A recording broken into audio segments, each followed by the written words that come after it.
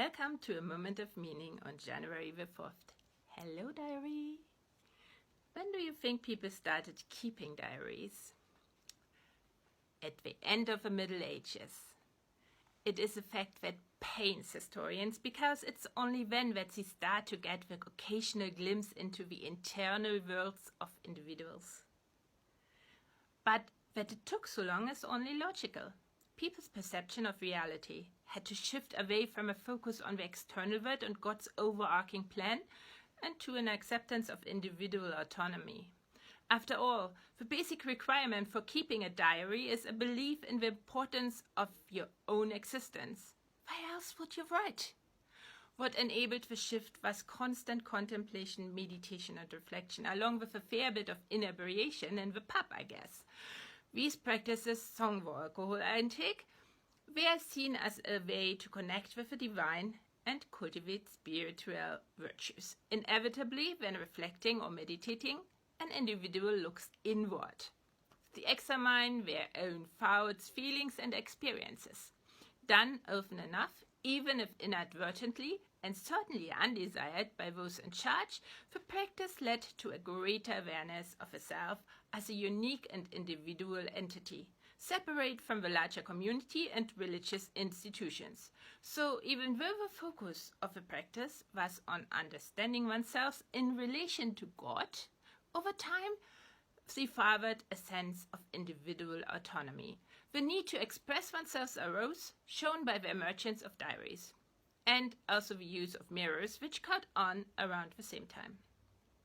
Today, we have tons of research that confirm the mental health benefits of self-reflection, like reducing anxiety and depression, building self-awareness, improving decision-making and enhancing self-esteem.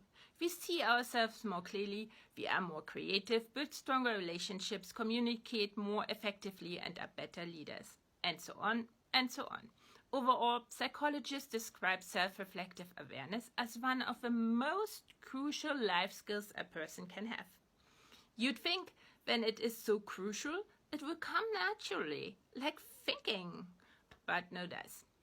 There exists a striking gap between the science of self-awareness and the practice of it.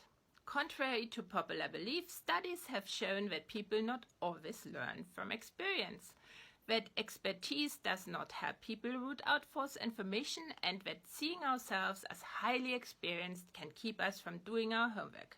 Seeking disconfirming evidence and questioning our assumptions.